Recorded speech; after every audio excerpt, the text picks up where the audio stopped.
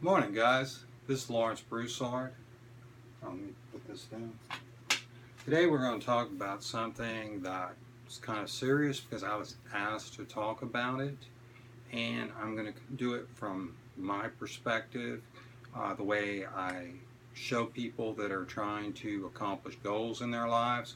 I will put a disclaimer out. I am not a medical professional. I am not a psychologist. So you need help in this area, please seek out the appropriate professional. The subject we're going to talk about today is depression. You're not alone. Most people in their life have experienced some type of depression. Um, I definitely have. I'll give you it wasn't a major one, but it definitely was significant to me at the time. I used to show horses. I had a little horse that struggled doing circles in the show. And so I worked, I don't know, maybe a month to work on the circles and doing circle drills, and went to the show, nailed the circles, did absolutely phenomenal. This horse was a huge stopper. I messed up on the stops. He did his part. And I think we came out, like, if I remember right, fifth out of 54 horses, which anytime you're in the top 10%, you've done good.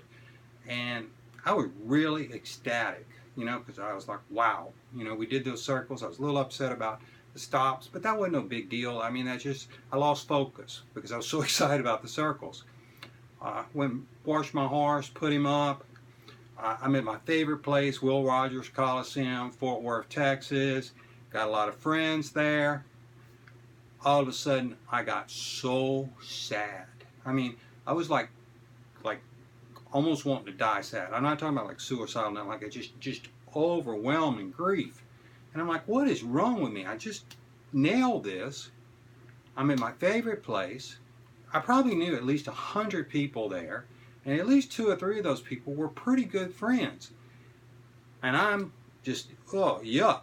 And so I thought, let me go figure this out. So they had a trade show going on. So I went to the trade show and I just walked around about an hour, and then it hit me. I didn't have anybody special. And when I'm talking special, I'm talking about girlfriend, potential girlfriend, wife, to share this victory with. And it made me feel extremely alone. Now, I wasn't alone because I had good friends, and I had a lot of friends. I could have went into the arena and where everybody sits and visited with people, talked about it. They'd have been interested about what was going on because they were all into horses too. But I didn't have what was important, really important to me. And so we're going to go back to a little formula. The reality, the dream. My reality was, and the horse part, I was over here. I mean, I wasn't quite at the dream, but man, I was close to it because I accomplished the circle drills, and that was really hard on that little horse. But in the relationship part, not in the friendship, because I have really good friends, but in the relationship of being married, having that intimate family like that. I'm not talking about brothers, sisters, mothers, fathers, uncles. I'm talking about a personal family of being married, children. I was well over here. And I felt all alone. Now, in that case, that was true. Because what it made me realize was there was a significant part of my life that was missing. I was not hitting the bullseye in that area. Now, other people are suffering depression, and I'm going to break it down today for 1 or 2 reasons. There's tons of them, but I'm going to break it 1 or 2 reasons. There's some that you have direct control over, and some you do not. And what I mean by direct control, I've learned through experience, personally, that if I take vitamins, and this one's going to sound crazy, but if I juice carrots, I am happier. I have more energy. I sleep better. My overall attitude is better. Well, I have control over that one. But only after I've learned it. And even then, sometimes I forget, because about a couple of weeks ago, I stopped drinking carrot juice. And all of a sudden, especially last week, I'm lethargic. I don't have as much energy. I put a little body fat on. I'm like, what in the heck is going on? And I was visiting with my mom. She says, you haven't been doing your carrot juice. And I'm like, no joke. So yesterday I started doing carrot juice again. And the minute I drank a glass, I immediately felt better. Now, some of that was the instant energy. But some of it is what my body needs. And so what I'm saying in this aspect, if you're here, you're depressed, and you feel alone, where do you want to be? You got to be honest with this, because if you chase superficial things, it's never going to satisfy this real need. Like, if I go on thousands and thousands of dates, that might be fun. It'd be expensive, but that might be fun, and I might feel great when I'm on that date, but that doesn't get me anywhere closer to having my real needs met. And then you can say, yeah, well, you could, because you can find, yeah, I could.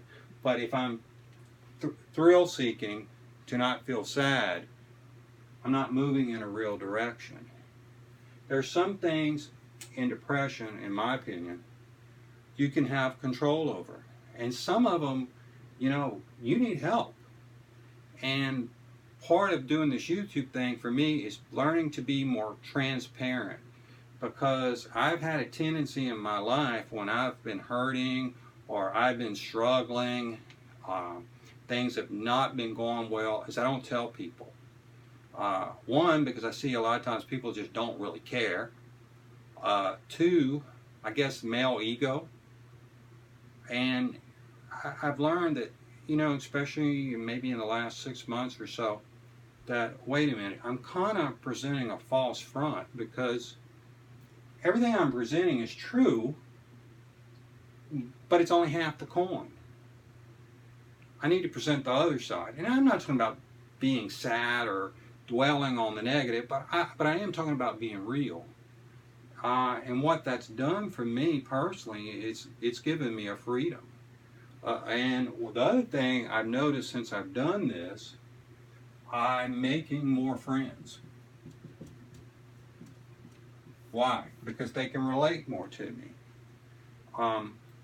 This one might be long, guys, because this subject I was asked to talk about this, and this one's just too important. If this is something you're not interested in, just click it off. But if it's something you're interested in, just bear with me. So, I think some depression is based on this reality of dreams. You look at the Rudy story, which, watch the movie or read the book. I haven't read the book, but watch the movie at least. You can watch that, and it can, make you emotional, make you cry, get excited, just feel great, feel like you want to tear up the world. The problem is, and I haven't checked exactly, this is approximately a 2-hour movie that covered, if I remember right, somewhere to 6 to 7 years of this man's life. So you're experiencing a tremendous amount of work to have this short period of major success that carried him the rest of his life in 2 hours. That is like so unrealistic. It's a great story. It's something that I think is important. If you get a chance to watch it, watch it. But understand, you're not going to do this in 2 hours. And you might not ever have the success he does. But there's one important part of the movie that this man that helped him said. Because when you look back at your life, you'll realize this wasn't a mistake. Now, I'm paraphrasing it. Why? Because Rudy was so fixed on one goal, and that's great, that he was overlooking all the major things he was doing. Well, I see this with YouTube. Some people are so focused on being monetized And I'm not saying there's anything wrong with that. But they're forgetting about content. They're forgetting about having fun with it. They're forgetting about doing things they enjoy. I enjoy this. This has never worked for me. Now, what has this got to do with depression?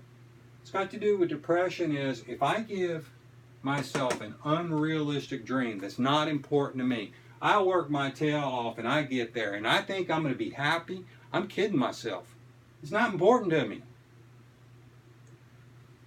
I need to do things that are important to me. Not anybody else, to me. If you're depressed,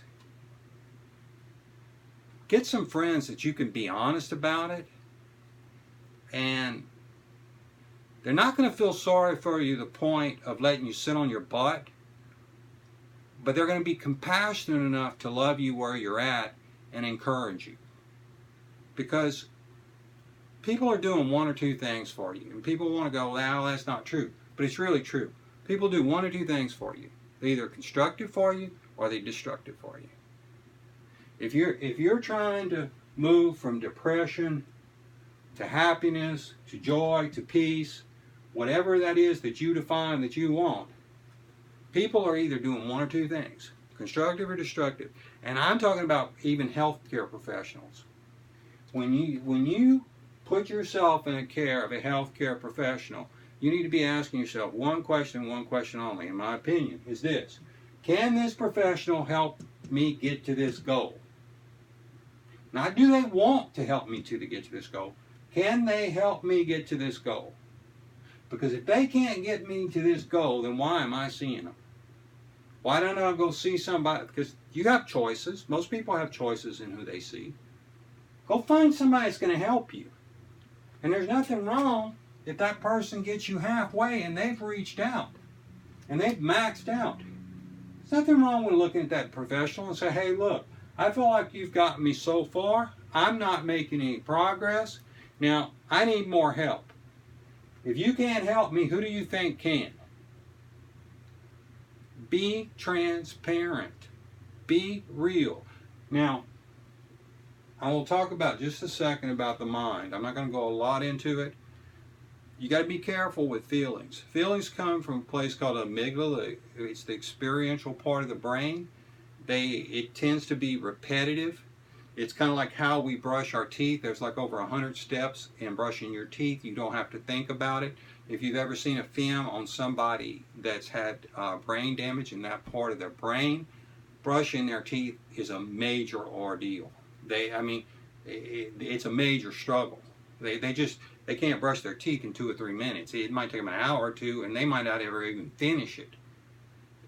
So feelings come from that part of the brain. Feelings come from that part of the brain from your past.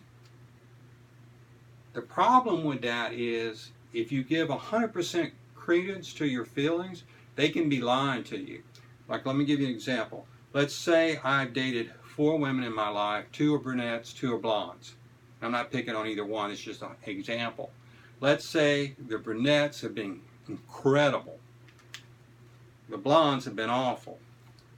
So the natural tendency of that, my feelings and my brains, is when I see a blonde to turn away from them, when I see a brunette to turn to them. The problem is that's not realistic. That was just my experience. But that's the way our brains operate. If we're not careful, that part of our brain will control us. Meaning is, if our pattern behavior is to be depressed, that part of our brain will try to always keep us depressed. Every time we move to happiness, joy, peace, things of this nature, our brain, our experiential brain, our pattern behavior is always trying to move us back to depression. If we've been hurt by somebody that's very dear to us, and I don't know anybody, I've never met a person that has not been hurt by somebody that's the loved one that's very close to them.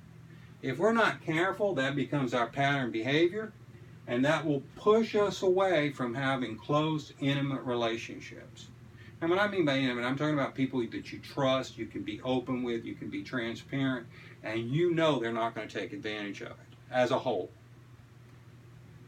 So I don't want to go too long, but what I want to say is this.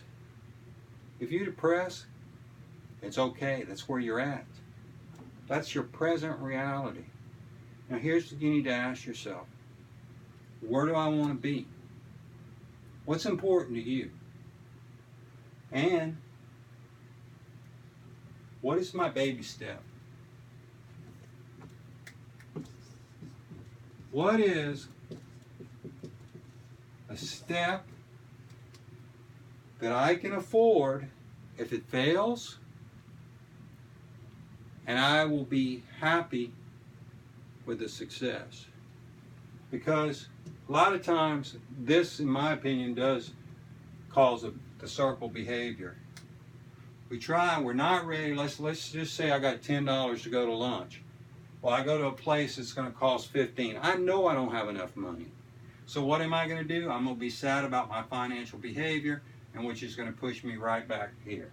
Instead of going to a place that costs $5 that I like, I walk out of it full, I walk out of it happy, and I got an extra $5 in my pocket, which means now I have enough the next day to take another step. There's nothing wrong with taking baby steps that you can afford emotionally. If they don't work, you can handle it mentally and emotionally. And there's a high degree of probability of success. I'm going to share one other thing with you, and then I think I'm going to cut it off because I might keep going. I don't know. We'll see. I always tell people when they're trying to accomplish a goal, look at this. What do you want? And what can you afford to lose if it doesn't work out? Because if you can afford to lose, why not take, and there's a high degree of probability of success, why not take the step? Start there. Start in an area of your life that's somewhat easy for you, and if it doesn't work out, you can afford the cost. Because then you're going to have the emotional energy the next day to get up and do it again. Like with lifting weights, getting shape. Somebody ever asked me, they said they're out of shape, and they asked me how to start. I said start easy. Don't go start killing yourself the first week or two. Just getting the pattern behavior of working out every day. If that's a 5-minute walk, then it's a 5-minute walk, because there ain't nothing wrong with that, because next week maybe it'll be a 7-minute walk, and next week maybe it's going to be a 10-minute walk, and then the next week maybe it's a 2-minute jog and an 8-minute walk. You're building a pattern of success based on what your goals are, and you have to be realistic. In the example of Rudy, it took him a lifetime to get to his goal. Why? Because it was all the years of high school and that in-between time of college and all the time of working his tail off in college, basically being homeless for part of the time. It didn't go a lot of detail about that, but it seemed to be he was. It definitely implied it. But then he got this real big win, but in the process he built this foundation of success. Now, I know this is not exactly talking about depression. The reason I'm not exactly talking about depression is because most people don't want to stay depressed. And here, look, I've worked with people that had been in physical pain, and I've always asked them, because most of them, their biggest problem with being in physical pain is they want to be pain-free. And for a lot of people, that's just not going to happen. They have an injury, they have something that they're going to be in pain the rest of their life. So what I ask them is this: what's the highest quality of life you can at a manageable pain level that has the lowest possibility of risk to get further injury? Find that place. If you can find that place, you're having a high quality of life that's possible. You're having a pain that you can manage, and you're not risk getting hurt. Well, it's kind of the same thing with this. If you're in an awful place, and I'm not talking about your surroundings, because people can be dirt poor, have nothing, and to be depressed, and they can be extremely rich and be depressed. I'm talking about quality of life. And what's quality of life? Quality of life is what's important to you. It's different for everybody. I mean, I don't know this guy. He lives out of a van and he has a YouTube channel. He actually, I read his stuff on a blog because I was in a really tough situation and I didn't know really I was going to afford housing, and I typed in this thing called cheap RVing and his site came up, and it really helped me. It gave me some ideas of how to transform my life, and I was able to do that. I would say he has a high quality of life. Why? He's living the life from what he says that he wants, and he's helping literally hundreds and hundreds of thousands of people. That's a high, to me it's a high quality of life. But to you it might be different. Your high quality of life might be to spend time with your dearest friends. It might be to exercise. It might just be happy. I don't know what it is. But if you're depressed, just be honest about it. You're not alone. There's people all over the globe are depressed. We live in a very complex world today that's very difficult at times. It's got a lot of things we can do, but it's also complex. And look simply, what steps can I take to get me to my dream? If that dream is just being happy, what steps can I take to be in dream, to those steps? And what steps can I afford that if I fall flat on my face, I can get up tomorrow? Start there. Make it simple. Don't make it hard. And look, you might feel like people don't love you because they don't say it.